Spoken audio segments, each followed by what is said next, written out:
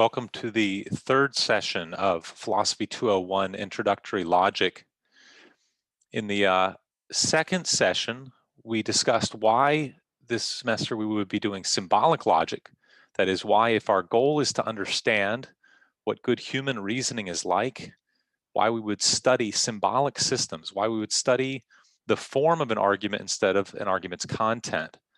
The hypothesis was that a good argument, which in the technical word we will use, a sound argument, is an argument that has two features: an argument that has true premises on the one hand, that's the content, and on the other hand, the argument has a valid form. That's the form of the argument, and that's what we'll study in this class. Those argument forms that are truth preserving in the sense that if the premises are true, then the conclusion will also be true.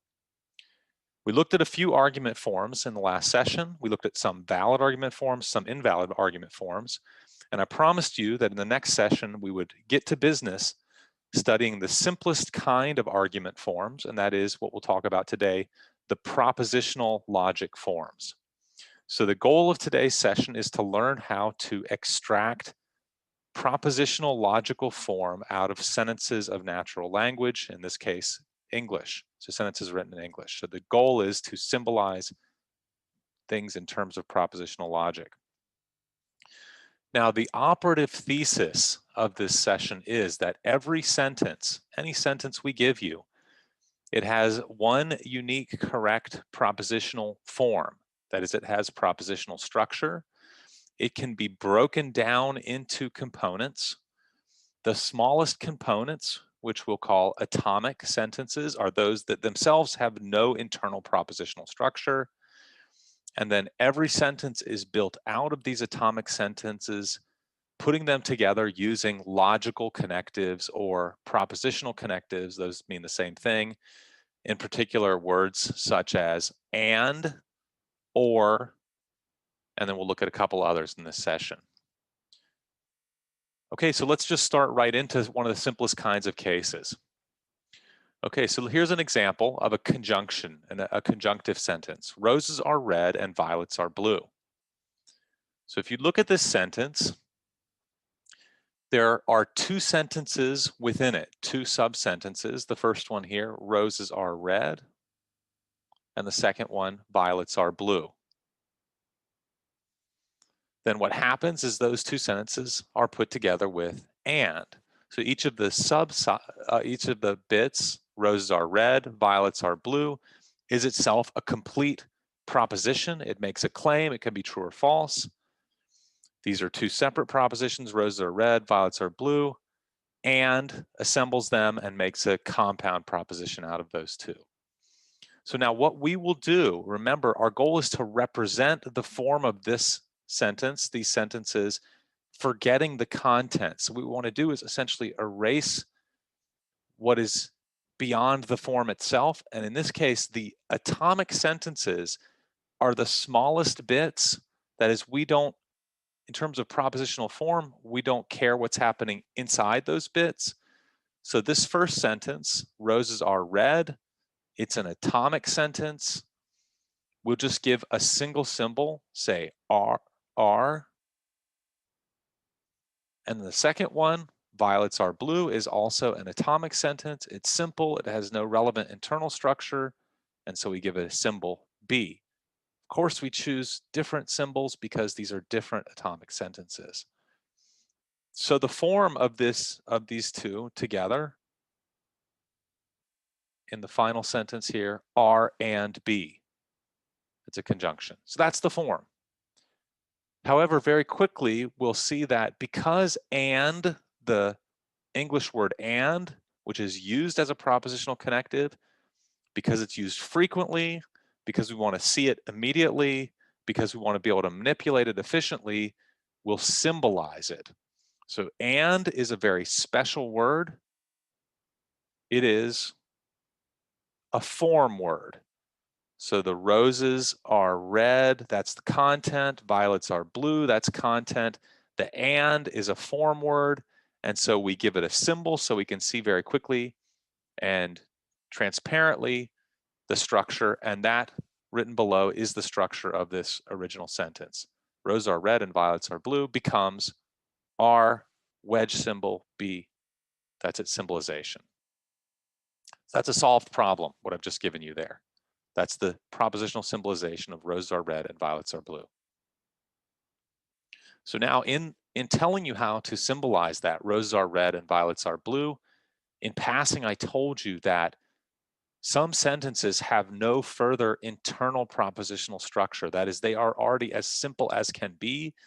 Their analysis just would be given by writing down a sentence letter, as we did in the so in the previous sentence, roses are red and violets are blue. The atomic sentences, roses are red, that gets a capital letter. Violets are blue, that gets a capital letter. Anytime you have an atomic sentence, it's symbolized by simply a capital letter in this case. So even some sentences which seem grammatically complex or are grammatically complex, nonetheless are logically simple.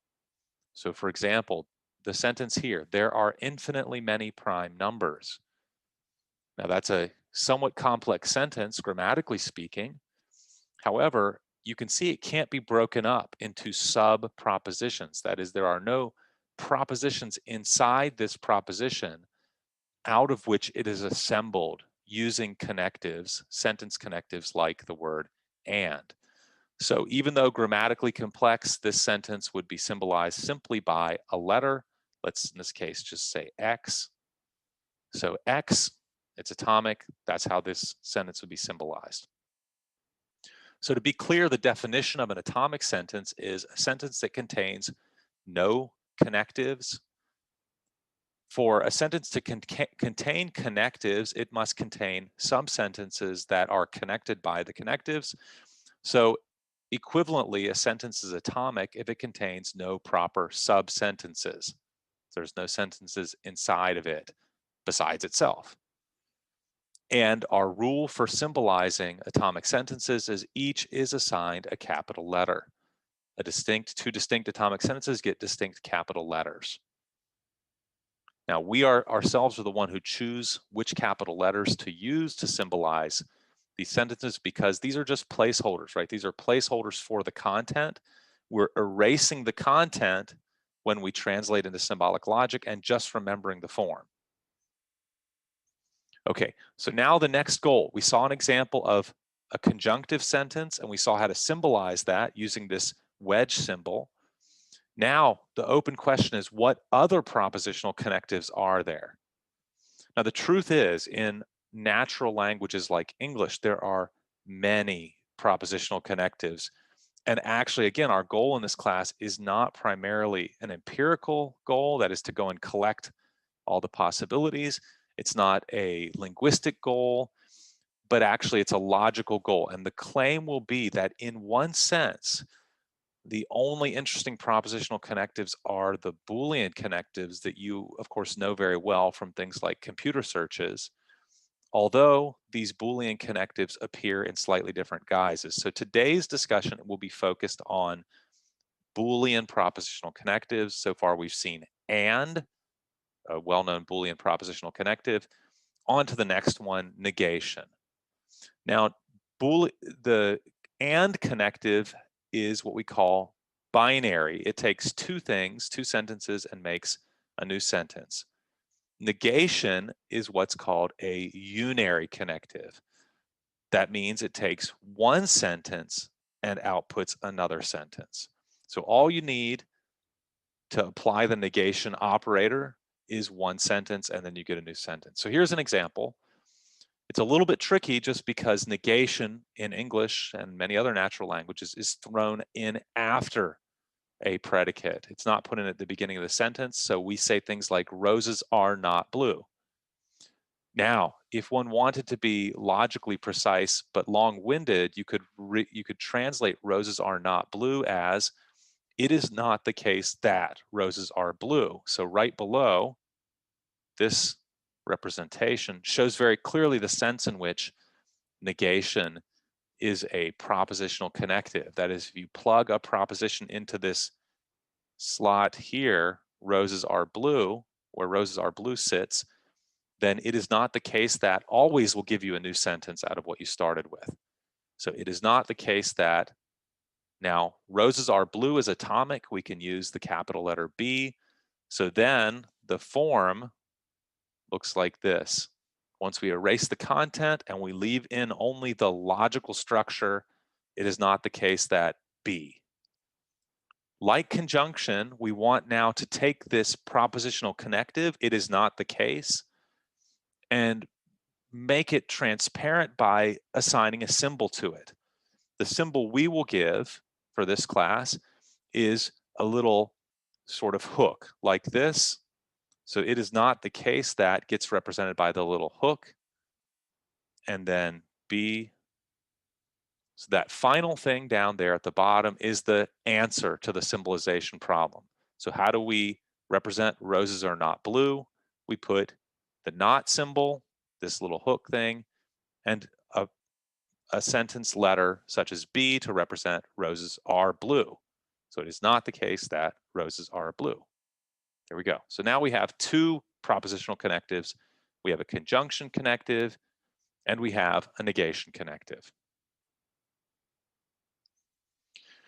Okay, before we go on to our other Boolean connectives, let's be clear that propositional connectives can be iterated. That is, one can apply a propositional connective to things and get a new sentence, and then apply propositional connectives to that sentence that's come out of applying the earlier propositional connective. One of the simplest cases of that is where you take, say, an atomic sentence like violets are green, you negate it, so you get a negated sentence, and then you plug that into another propositional connective like and. So look at this sentence on this slide. Roses are red and violets are not green. Okay, so what we have here is the overall structure of this sentence written here is roses are red, conjunction, violets are not green. But now the sentence on the right-hand side, violets are not green, is not atomic because it contains a not. So it's a negation of an atomic sentence. So what we really have is roses are red and it is not the case that violets are green. So we could represent that like this, are and now I'm going to put a wide parenthesis. It is not the case that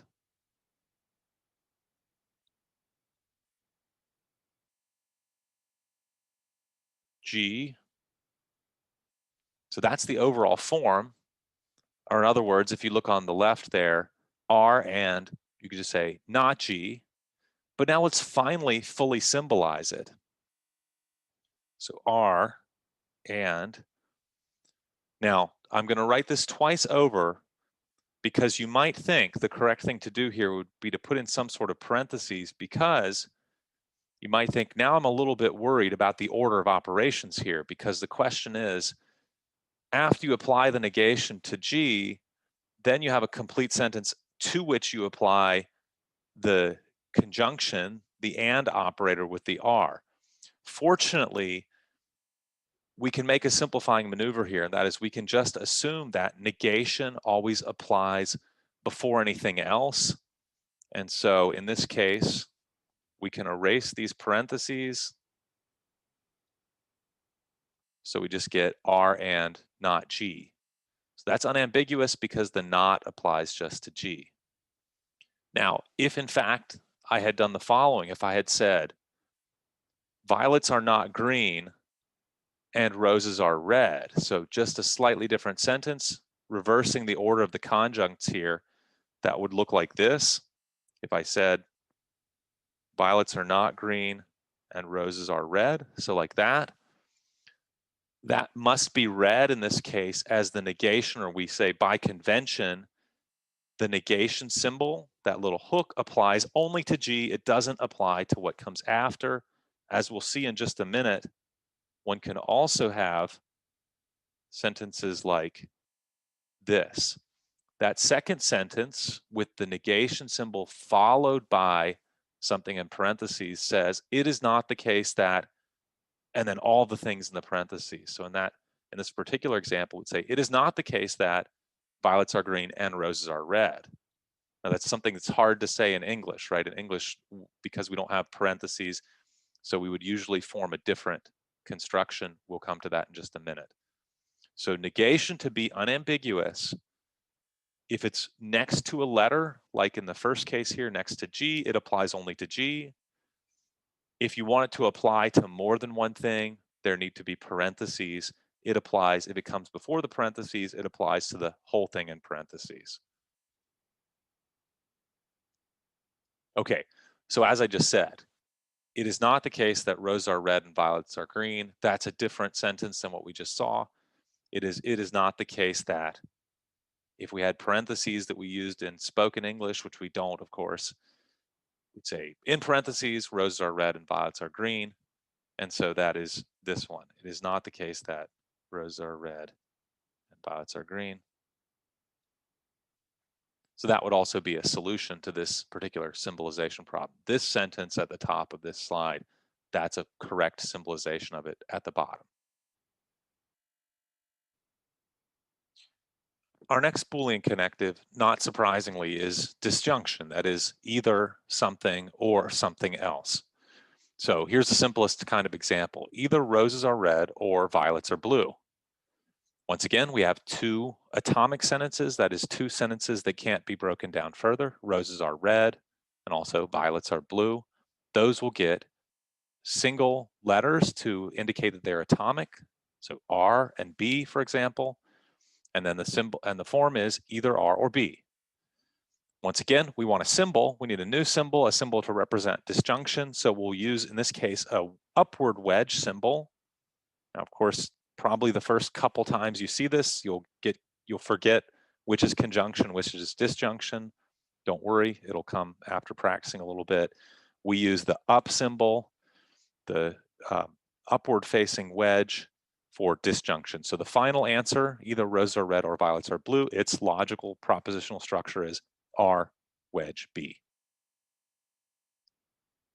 Okay, now, just as we took sentences with negations and conjunctions, and we could build up more complicated things by iterating those constructions, we can now also throw disjunction into the mix. And of course, now there's an innumerable number of combinations we can make and sophistication of embedding one connective inside another. But here's a simple case where actually logic starts to show its strength in comparison to, say, symbolic logic shows its strength in comparison to, say, natural language, because in natural language, we very quickly lose track. That is, we don't have enough indicators for which connective comes before the other. And so logic can help us by making that crystal clear. Look at the following example. Either roses are red or both violets are blue and emeralds are green. Now, I purposely threw in that both there, or both, because had I left that out, it would be even harder to parse. But this makes it very clear that the overall structure of this sentence is either roses are red or, and then a conjunction. So what's happening here is, if you think of this sentence being assembled out of pieces, out of these atomic sentences step by step, the second and the third atomic sentences, violets are blue and emeralds are green, are being put together first with conjunction. Then the resulting thing is being put together with disjunction with roses are red. So the final form of this, of course, is either roses are red or violets are blue and emeralds are green. So like this, that's to be distinguished from,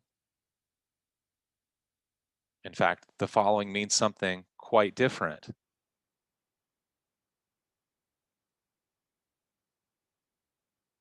A little typo that needs to be erased. That should have been a B.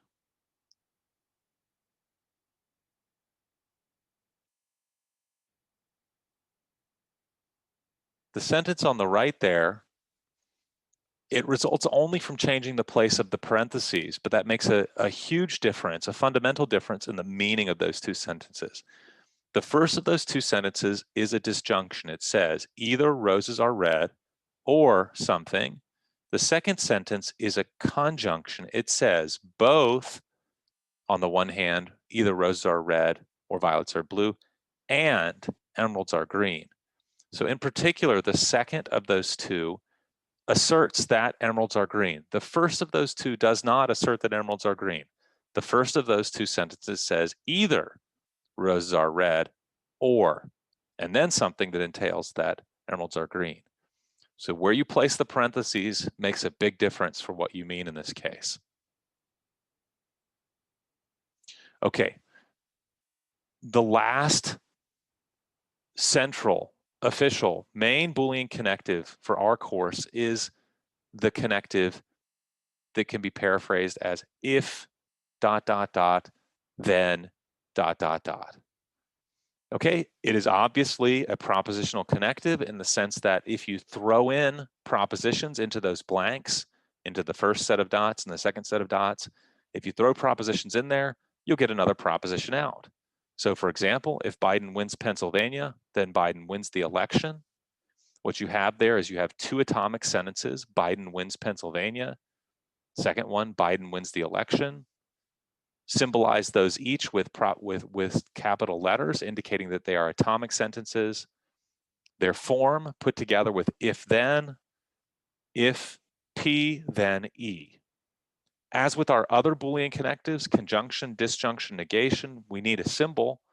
In this case, our symbol for the conditional connective, if then, is an arrow. So if P, then E is symbolized by P arrow E. Okay, so that is the last of our connectives. Now, as we did before, we can iterate, we can build more complicated things, vice versa, in the opposite direction. Given an arbitrary English sentence, no matter how complicated, if we continue our analysis, eventually we'll break it down into its atomic sentences and built up in the right way with these connectives. So take the following example, and the examples will get more complicated, but here's one that's just one step up in complexity. If Biden lost the election, then he lost both Pennsylvania and Georgia. Okay, so let's attack this step by step. What are the atomic sentences? So I see here Biden lost the election. That's one. Let's use an E to represent that. Now, there is some small question here you might raise. You might say, doesn't losing the election mean you didn't win the election? That's a gray area. In this case, I'll just use L for lost the election. So we'll be clear about that. I'll treat it as atomic. Even logic, even symbolic logic occasionally has gray areas, philosophical questions, and then those can arise in how you symbolize a sentence, whether it counts as an atomic sentence or a complex sentence. I will treat this Biden lost the election as atomic. So Biden lost the election. If that, then something. What are the other atomic sentences? He lost Pennsylvania and he lost Georgia. Notice here, slight complexity of natural language. We don't say he lost Pennsylvania and he lost Georgia. One could say that, but we can make it shorter by saying he lost both Pennsylvania and Georgia, but there's actually two atomic sentences there. He lost Pennsylvania and he lost Georgia. So I'll just use P for having lost Pennsylvania, G for lost Georgia. And then you'll see that the overall structure here is if something, then two things. So it's like this: if he lost the overall election, then he lost Pennsylvania and he lost Georgia. That's a correct translation, what I've just written. Let me be clear that, so let me actually make this really clear by putting some colors in. So this, I'll put a nice green check mark to show you correct. Now let me show you something that's not correct, just to be clear. So you might feel tired and think the structure of this, what I just wrote, that's the correct structure. That is not well formed, what I just wrote. That doesn't make sense, because the wedge symbol for and is binary. The arrow symbol for if then is binary. So this, I can't tell, I can't parse what was combined first. So that can't be a correct translation just for not being well formed.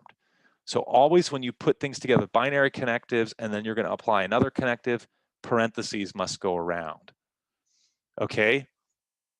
The following, the next line, is grammatically well formed.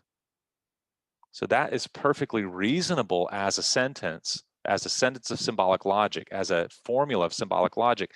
It just happens not to be the correct translation of the English sentence at the top. The bottom sentence, the bottom symbolization, the bottom form there says, if Biden lost the election, then he lost Pennsylvania, and Biden lost Georgia.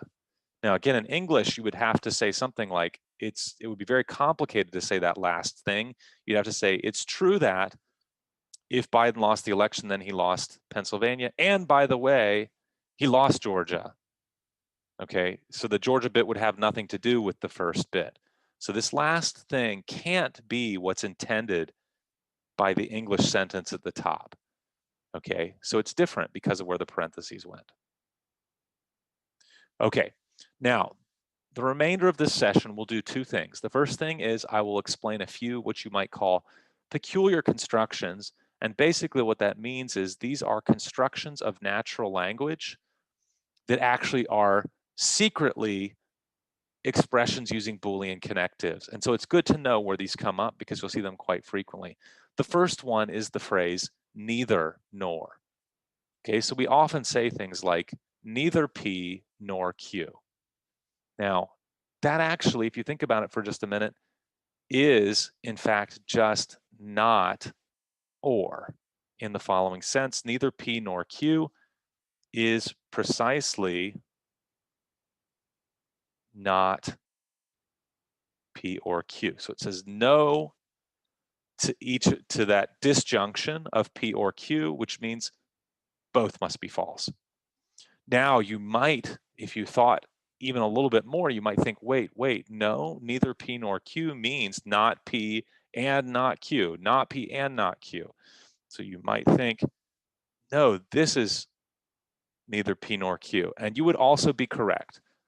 It turns out actually that these two things here, these two are actually turn out in a very precise sense to be equivalent to each other. They are obviously not the same string of symbols. They are not the same form, but it turns out that they will be provably equivalent to each other as forms. So those are both correct translations of neither P nor Q. However, neither P nor Q does not mean the same thing as not both and Q. Okay, not both P and Q would be symbolized like this, not both. The effect of that is not telling you not P, and it's not telling you that not Q, it's telling you they can't both be the case. Turns out, actually, this is equivalent, not both P and Q, in a precise sense, is equivalent to this, not P or not Q. One of the two must be false. Either P must be false or Q must be false. Okay, let's come to one that's a little bit more complicated. And in fact, this one very often throws people off. The construction only if. So we learned that to say if P then Q can be translated P arrow Q. So it's the conditional that begins with P, ends with Q. What about P only if Q? The short answer is it reverses the arrow. That's hard to remember at first, that it reverses the arrow. But let's think of a couple examples. We'll think of one example. A person can vote in the US election only if she is at least 18 years old. Okay, so being 18 years old is a requirement. It's a necessary condition for voting in the election. It is not, of course, a sufficient condition. If you are 18 years old, but actually not a citizen of the United States, then you can't vote in the United States election. So it's not correct if you represent this, she is at least 18 years old, if this is your atomic sentence Q, and she can vote in the US election if that's your atomic sentence P. This does not say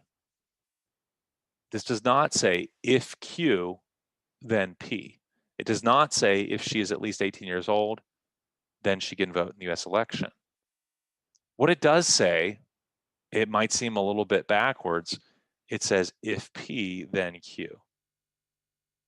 It says if the person can vote in the election, then she is at least 18 years old. So only if shifts the thing after the if goes in the second part of the conditional. Okay, here's one that's even a little bit more tricky. P unless Q. Okay, P unless Q says P will be the case. Well, I was just going to repeat it. P unless Q. It says if not Q, then P. If not Q, then P. Okay, so we can take that step by step. Not Q, then P. So that's P unless Q. However, this may not be obvious now, but if you think about it for a minute, that's the same as saying either Q or P. So somewhat surprisingly, P unless Q is really just the same as P or Q, because Q or P, if you think about it, is the same as P or Q. So P unless Q says one of the two has to be the case, either P or Q. Now, one thing you're probably noticing already, so some of you who are more philosophically inclined, perhaps, or the more skeptical among you, may be thinking, I don't agree. I don't agree that that's the way to translate unless. There will probably be cases like that because the translation between English or any natural language, but English in particular, and symbolic form is never totally faithful. Symbolic representation is a representation. We try our best to make it be a good representation. There's better and worse ways of representing natural language, but there will be cases where the match doesn't feel quite tight. Okay, so the last thing we'll do here is we'll just go through a few examples that are more complicated so that you'll get some practice seeing how to do these symbolizations.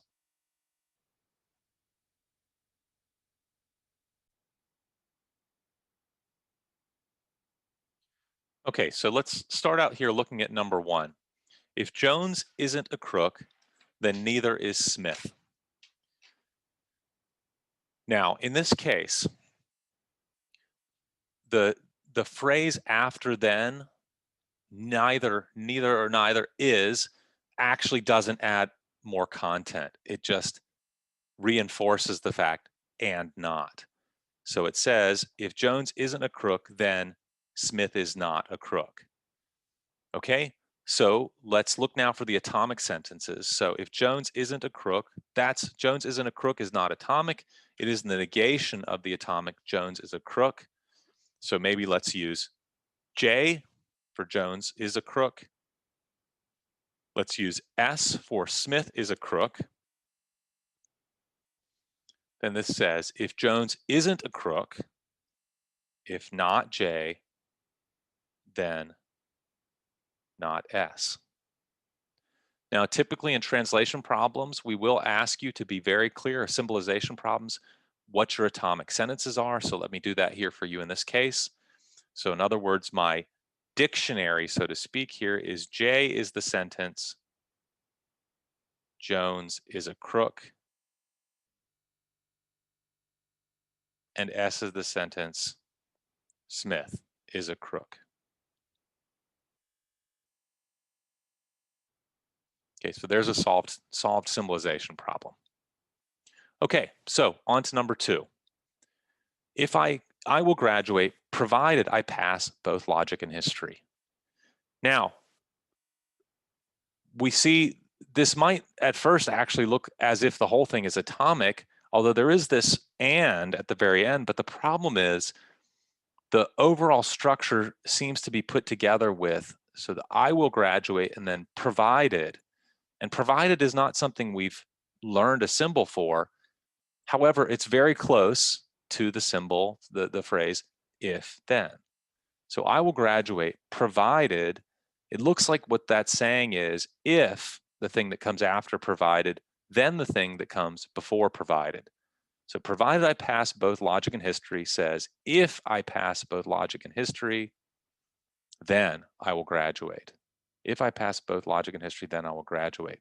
So let's write L for I pass logic, H for I pass history, and then if I do both of those, if I pass both logic and history, then I will graduate. And so let's just use G for graduate.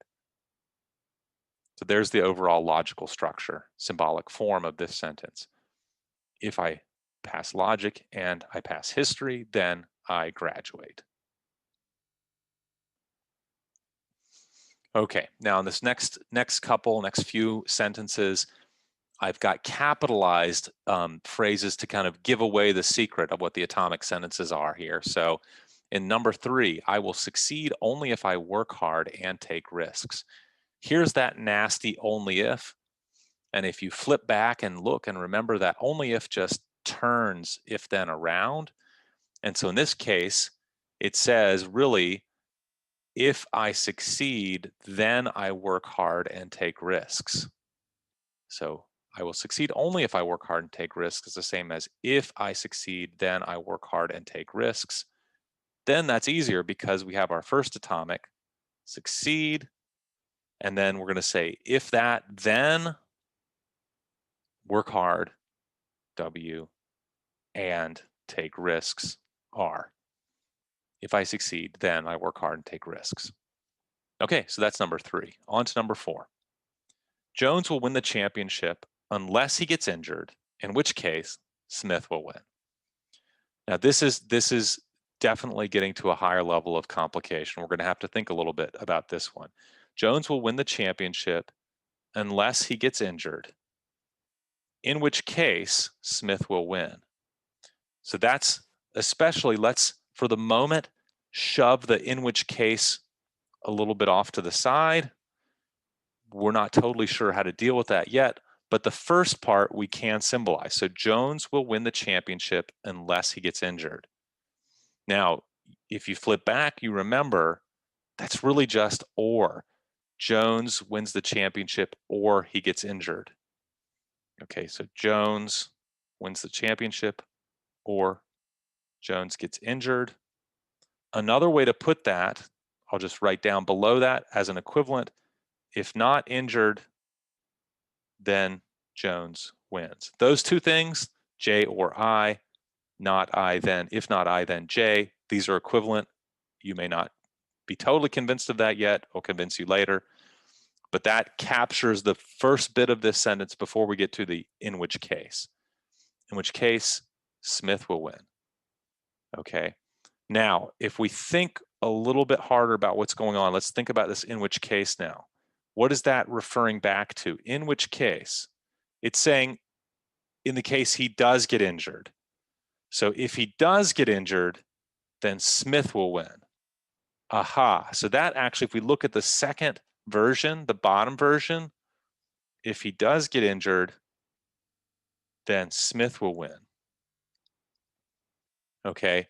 So really what's being said overall here is really just a conjunction of two things. If Jones doesn't get injured, then he wins. If Jones gets injured, then Smith wins. So it's a conjunction of those two. Going back up to the one above, we could just, it's the same conjunction in the both cases. So that's both of those two things there are correct symbolizations of this sentence. Okay, so on to number 5. If you work hard only if you are threatened, then you will not succeed. Okay, so let's look at this both from the bottom up and from the top down in order to try to make some progress on it. So bottom up, what I mean is just going through and picking out the atomic sentences. So if we do that, we go through and we see, aha, there's work, you work hard. So this bit here, maybe let's use W for that. Then there's you are threatened. Maybe use T for that. Then there's succeed, which gets negated in the second bit. So this is then you will not succeed. So there's the third and last atomic sentence that occurs here. So there's going to be 3 atomic sentences. That's working from bottom up.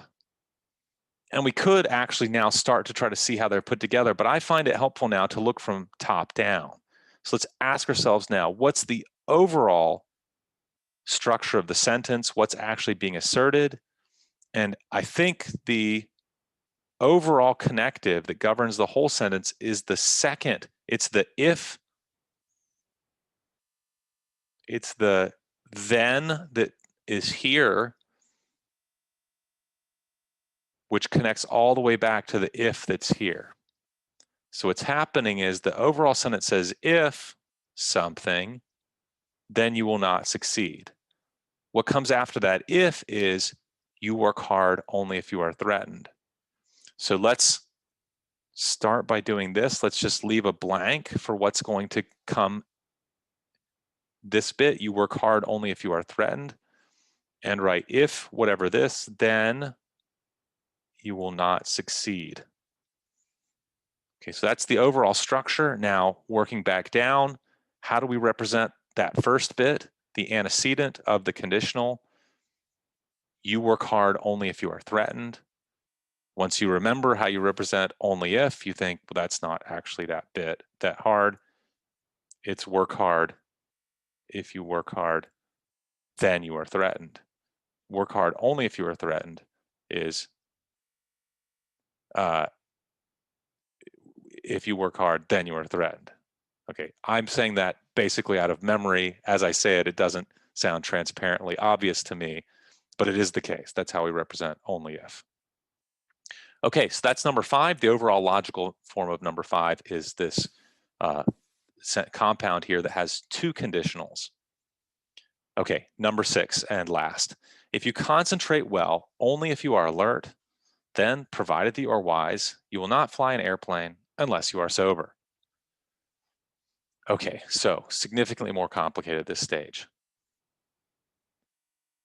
Once again, in this case, it's not hard to identify the atomic sentences, especially because I indicated them already in this case with capital letters here. So there's the you concentrate well, there is you are alert, there is that you are wise, there is you will fly, and it gets negated here, you will not fly an airplane unless, and then finally, final atomic sentence, you are sober. So then thinking top down, what's the overall logical structure here? Okay, it is if something, then something. If you concentrate well, only if you are alert, then the whole long thing that comes afterwards. Okay, so I'll go ahead to keep my head clear about this and I'll write that down here, kind of like this. The overall structure is going to look like a conditional with some stuff to the left of the arrow, some stuff to the right of the arrow. Let's work on the left part first. You concentrate well only if you are alert. Okay, fortunately, that's just a simple only if. If we remember the direction of the only if, it goes like this, concentrate well only if alert. That takes care of the left-hand side. Let's come now to the right-hand side. Then, provided that you are wise, you will not fly an airplane unless you are sober. Provided that you are wise, so I'm going to give myself a little more room here. Provided that you are wise. So remember, we talked already about provided that you are wise, you will not fly an airplane unless you are sober. Now, we can just remember, just go by memory, unless is just or. And so you could put not fly an airplane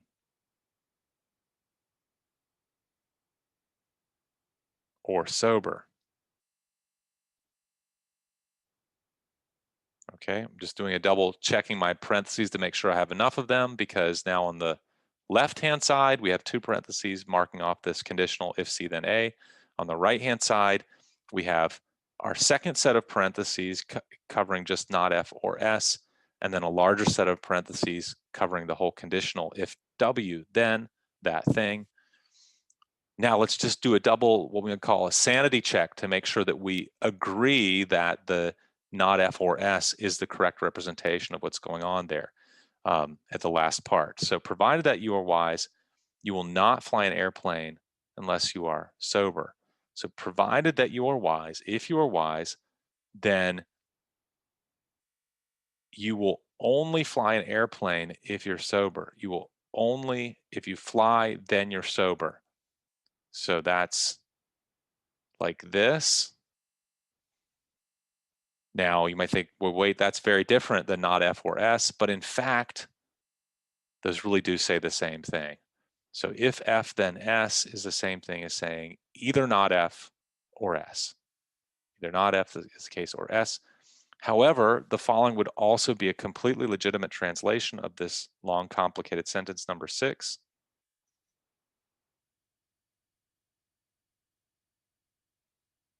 So that's also a legitimate translation. Okay, so those two things there are both legitimate translations. Okay, so let's sum up what we've done today. And a lot of what we've done is just I've tried to demonstrate for you a skill that you'll need to learn and practice. And it will enable you to see the logical structure in things where you already do process it automatically, but it will help you to become explicitly aware of where this logical structure occurs in natural language arguments and natural language statements. So the thesis was every sentence can be broken down into atomic sentences that are put together using these propositional connectives. The only propositional connectives we need are these Boolean connectives and, or, it is not the case, and finally, if then. Those can not only, of course, represent themselves, but they can also represent peculiar constructions like neither nor, peculiar constructions like only if, and peculiar constructions like unless.